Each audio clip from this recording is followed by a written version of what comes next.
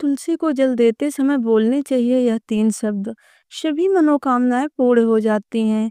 दोस्तों, इस वीडियो में हम जानेंगे तुलसी को जल देते समय क्या बोलना चाहिए। एक बार की बात है, देवी सत्यभामा ने भगवान श्री कृष्ण से तुलसी को जल देने का महत्व पूछ लिया था। तब भगवान श्री कृष्ण ने उन्हें उनका महात्म्य सुना दिया था।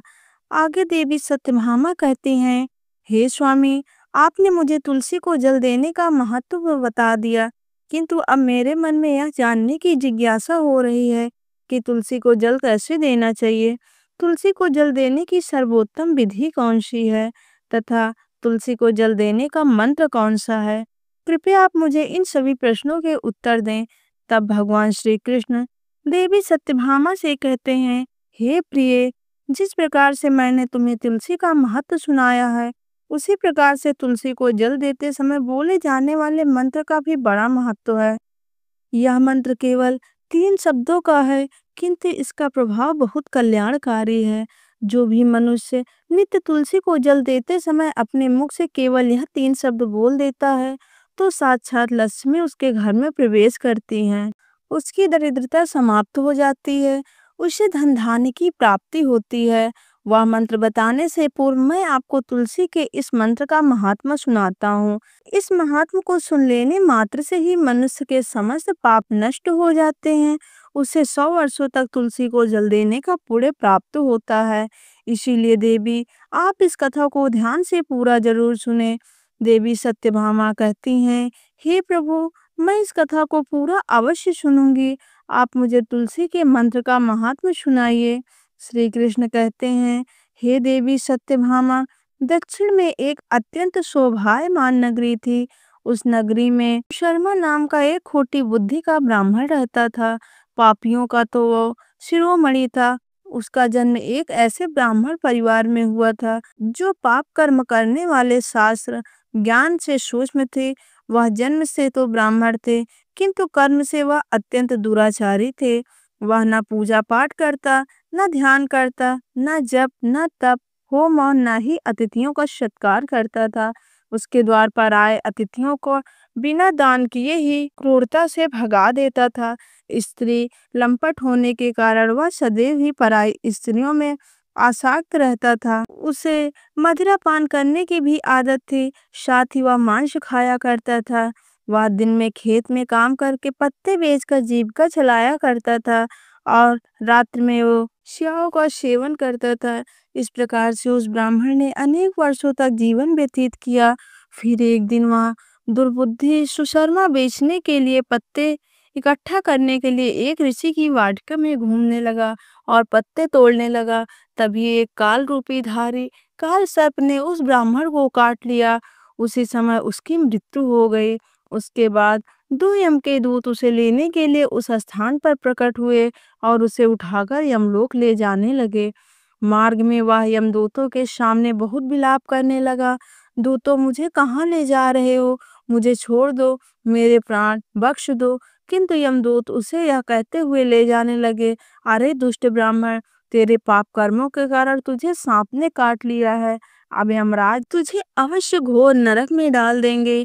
फिर यम के दूत उस ब्राह्मण को लेकर यमलोक पहुंचते हैं और यमराज के सामने खड़े हो जाते हैं। चित्रगुप्त उस ब्राह्मण का लेखा जोखा निकालते हैं और यमराज से कहते हैं, हे धर्मराज, इस ब्राह्मण ने बचपन से लेकर मृत्यु तक पाप ही पाप किया है। इसने कभी कोई पुण्य का काम नहीं किया। फिर धर्मराज अपने दूतों को कहते हैं, हे दूतों, इसे घोर पाप करने वाले ब्राह्मण को उठाकर ले जाओ और इसे नरक में डाल दो। फिर यम के दूत उस ब्राह्मण को ले जाते हैं और नरक की भयंकर अग्नि में धकेल देते हैं। अनेक वर्ष तक नरक में सजा भुगतने के बाद उस ब्राह्मण को दूसरे जन्म में एक बैल का शरीर मिलता है। बैल का जन्म पाकर वह बोझ उठाने का काम करने लगा। उसका मालिक उसे दिन रात काम करवाने लगा।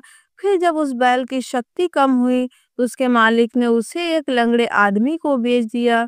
उस लंगड़े आदमी ने उस बैल को खुद का बोझ उठाने के लिए उपयोग किया। वह उसकी पीठ पर बैठकर घूमा करता था। इस प्रकार से उस बैल ने 8 वर्ष तक उस लंगड़े आदमी का बोझ उठाया। फिर एक दिन वह लंगड़ा आदमी उस बैल की पीठ पर बैठकर किसी ऊंचे पर्वत पर जाने लगता है। उस पर्वत पर बहुत देर तक चढ़ने के कारण वह बैल बहुत थक गया, उसकी शक्ति क्षीण हो गई और कुछ समय बाद वह बैल बहुत जोर से मूर्छित होकर जमीन पर गिर पड़ा और अंतिम सांसें लेने लगा। तभी वहां पर खड़े लोगों को उस बैल पर बड़ी दया आ गई और वे उसके मुख में पानी डालने लगे। फिर उन लोगों ने एक पुण्यात्मा व्यक्ति था, उसने उस बैल का कल्याण करने के लिए अपना पुण्य उस बैल को दे दिया। उसे देखकर अन्य लोगों ने भी अपना अपना पुण्य याद करके उस पुण्य बैल को दे दिया ताकि उसे मुक्ति मिल सके। उसी भीड़ में एक वेश्या भी खड़ी हुई थी। सभी लोग अपना पुण्य उस बैल को दे रहे थे। यह देखकर उस वेश्या ने भी अपना पुण्य उस बैल को दे दिया। कुछ देर बाद उस बैल की मृत्यु हो जाती है। फिर उस स्थान पर यमदूत आते हैं, उस बैल के शरीर से उस ब्राह्मण की आत्मा को निकाल कर यमलोक ले जाते हैं।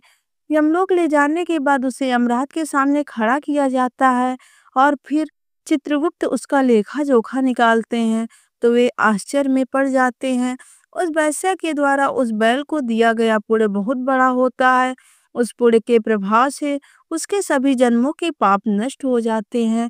फिर यमराज उस ब्राह्मण के सभी पाप क्षमा करते हैं और कहते हैं, हे ब्राह्मण, उस वैश्य ने तुझे अपना पुण्य देकर तुझ पर बड़ा उपकार किया है। केवल उसी के पुण्य के कारण तुम्हारे सब जन्मों के पाप नष्ट हो गए और यमराज उसे फिर से मनुष्य जन्म प्रदान करते हैं। इस प्रकार वह पृथ्वी पर आकर एक उत्तम ब्राह्मण कुल में जन्म लेता है। उस महापुण्य के प्रभाव से उसे इस नए जन्म में अपने पूर्व जन्म की बातें याद रहने लगती हैं। जब वह ब्राह्मण बड़ा हो जाता है तो उसे याद आता है कि पिछले जन्म में वह बैल था।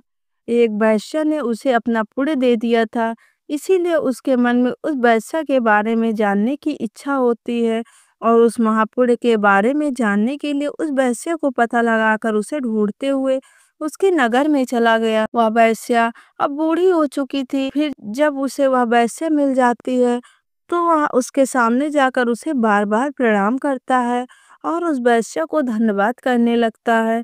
वह वैश्य कहने लगती है, हे ब्राह्मण श्रेष्ठ, आप कौन हैं और किस कारण बस आप मुझे वैश्य को धन्यवाद दे रहे हैं? मैंने आपका कौन सा कार्य किया है जो आप मुझे नमस्कार कर रहे हैं? तब वह ब्राह्मण कहता है, हे माता, मैं वही बैल हूँ जिसे तुमने अपना पुण्य दे डाला था। अपने पाप कर्मों के कारण मुझे पिछले जन्म में बैल होना पड़ा था। उस पर्वत पर जब मैं मर रहा था तो तुमने मुझे अपना पुण्य दिया था। तुम्हारे पुण्य के प्रभाव से ही आज मुझे फिर से मनुष्य जन्म मिला है।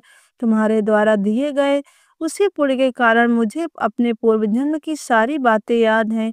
किंतु हे माता, मैं आज यहाँ पर यह जानने के लिए आया हूँ कि तुमने मुझे उस समय पर अपना कौन सा पुण्य दिया था जिस कारण से मेरे सभी जन्मों के पाप नष्ट हो चुके हैं। मैं उस पुण्य के बारे में जानना चाहता हूँ। तब वैश्य ने कहा, हे ब्राह्मण श्रेष्ठ, मैंने तो अपने जीवन में कोई पुण्य के काम नहीं किए हैं, किंतु मेरे घर में एक तोता था जो पिंजरे में रहकर हमेशा कुछ बोलता रहता था, जिसे सुनकर मेरा अंतःकरण पवित्र हो गया है। उसी तोते के द्वारा बोले गए मंत्र का पुण्य मैंने तुम्हें दान में दिया है। फिर वह वैश्य और ब्राह्मण उस तोते के पास जाते हैं और उससे पूछने लगते हैं, हे सुख, तुम कौन सा मंत्र बोलते रहते हो जिससे हमारा जीवन का उद्धार हुआ है? यह मंत्र तुम्हें किसने सिखाया और इस मंत्र का क्या अर्थ होता है? तब उस तोते ने अपने पूर्व जन्म का वृत्तांत सुनाना आरंभ किया। वह तोता कहने लगा, हे ब्राह्मण श्रेष्ठ, पिछले जन्म में मैं एक ब्राह्मण था। मैं अपने ज्ञान के अहंकार में अंधा हो चुका था। मैंने कभी गुरुजनों का आदर नहीं किया, सदैव ही उनका अपमान किया। मुझे अपने ज्ञान पर इतना अधिक घमंड हो गया था कि जिस कारण से मेरे क्रोध बहुत अधिक बढ़ गए थे और मैं सभी से द्वेष करने लगा था। अन्य मनुष्यों को तुच्छ समझने लगा, विद्वानों का भरी सभा में अपमान करने लगा। फिर कालांतर में मेरी मृत्यु हो गई और मुझे यमलोक ले जाया गया। पूर्वजनों और गुरुजनों का अपमान करने के कारण मुझे तोते के कुल में डाल दिया गया और मेरा जन्म एक तोते के रूप में हो गया। मेरे पाप कर्मों के कारण छोटी अवस्था में ही मेरा अपने माता पिता से वियोग हो गया। फिर मैं पेड़ की डाल पर बैठा रो रहा था तो उसी स्थान से एक मुनि जा रहे थे। उन्होंने मेरी दयनीय पुकार सुनी और मुझे लेकर अपने आश्रम में चले गए। वहाँ उस आश्रम पर उन्होंने मुझे एक सुंदर पिंजरे में रखा और मेरा अच्छी तरह से ख्याल रखा। वे मुझे नित्य भोजन दिया करते थे और पढ़ाते थे।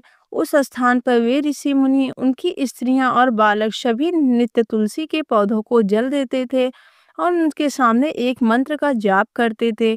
उन्हीं के मुख बार बार उस मंत्र को सुनकर मैंने उसे रट लिया और तभी से मैं उस मंत्र का जाप करने लगा हूँ और वही मंत्र मैं दिन रात बोलता हूँ। उस मंत्र के प्रभाव से मेरी कभी मृत्यु नहीं हुई। मेरी आयु 100 वर्ष हो गई है और मैं इतने वर्षों तक जीवित रहा। इसी बीच एक रात को एक चोर उस स्थान पर आ गया और उसने मुझे वहां से चुरा लिया और फिर इस वेश्या ने मुझे उस चोर से खरीद लिया। इस वेश्या के घर पर आने के बाद भी मैं उस मंत्र को बोलता रहता था, जिसे सुनकर इस वेश्या का मन भी पवित्र हो गया और इसने वेश्या का काम करना छोड़कर भगवान विष्णु की भक्ति करने लगी। उसी मंत्र के प्रभाव से मेरे पूर्व जन्मों के सभी पाप नष्ट हो गए। इसी मंत्र के प्रभाव से इस वेश्या का भी अंतक पवित्र हो गया। ब्राह्मण देवता, उसी मंत्र के पुण्य से आप भी पाप मुक्त हो गए। इस प्रकार से तोते ने उस ब्राह्मण को और उस वैश्य को सारा वृत्तांत सुना दिया, जिसे सुनकर वह ब्राह्मण और वैश्य दोनों ही अत्यंत प्रसन्न हुए। फिर वे दोनों ही नित्य तुलसी को जल देकर उस मंत्र का जाप करने लगे। फिर वह तोता, वैश्य और ब्राह्मण तीनों उस मंत्र का प्रभाव से दिव्य विमानों में बैठकर विष्णु लोक चले गए। श्री कृष्ण कहते हैं, हे देवी सत्यभामा, देखा आपने, केवल तुलसी के इस मंत्र के प्रभाव से उस तोते के, उस वैश्य के और उस ब्राह्मण के सभी पाप नष्ट हो गए। इसीलिए प्रत्येक मनुष्य को रोज तुलसी को जल देते समय इस मंत्र का उच्चारण अवश्य करना चाहिए। हे देवी, वह मंत्र इस प्रकार है, इसे तुम ध्यान से सुनो। ओम वृंदावन स्वाहा, ओम वृंदावन स्वाहा। श्री कृष्ण कहते हैं कि जो भी स्त्री नित्य तुलसी के समक्ष इस मंत्र का उच्चारण करेगी, वह सौभाग्यवती बनेगी। जो भी पुरुष तुलसी के सामने इस मंत्र का उच्चारण करेगा, उसे अच्छे धन की प्राप्ति होगी। जिस घर के सामने नित्य तुलसी की पूजा हो जाती है, उस घर में साक्षात लक्ष्मी का वास होता है। तुलसी का यह मंत्र राज कल्पतरु है, यह समस्त फलों को प्रदान करने वाला है। अतः जो भी तुलसी के सामने इस मंत्र का उच्चारण करेगा, उसे संपूर्ण सिद्धियां प्राप्त होंगी। स्त्रियों को सदैव ही स्नान करके अपने बाल बांधकर मांग में सिंदूर भरकर नित्य तुलसी को जल देना चाहिए और इस मंत्र का उच्चारण करना चाहिए। रोज तुलसी के पौधे की परिक्रमा करनी चाहिए, इससे सभी दोष नष्ट हो जाते हैं। नित्य शाम के समय तुलसी के पास दीपक जलाना चाहिए और तुलसी के पास बैठकर भगवान विष्णु की आराधना करनी चाहिए। तुलसी के पास दीपक जलाने से मनुष्य को धन धान्य की प्राप्ति होती है। हजारों अमृत के घड़े से नहलाने पर भी श्री हरि को उतनी तृप्ति नहीं होती, जितनी वे मनुष्य के द्वारा तुलसी को एक पत्ता चढ़ाने के प्राप्त होता है। 10,000 गाय के दान से मानव को जल फल प्राप्त होता है, वही फल तुलसी पत्र को दान करने से पा लेता है। जो मृत्यु के समय अपने मुख में तुलसी पत्र का जल पा जाता है, वह संपूर्ण पापों से मुक्त होकर श्री कृष्ण के धाम चला जाता है। श्री कृष्ण कहते हैं, पूर्णिमा, अमावस्या, द्वादशी और सूर्य संक्रांति के दिन मध्याह्न काल, रात्रि और अशौच के समय तेल लगाकर बिना स्नान किए अथवा बिना हाथ पैर धोए रात्रि के वस्त्र पहनकर तुलसी के पत्र तोड़ना नहीं चाहिए, वह महापाप होता है।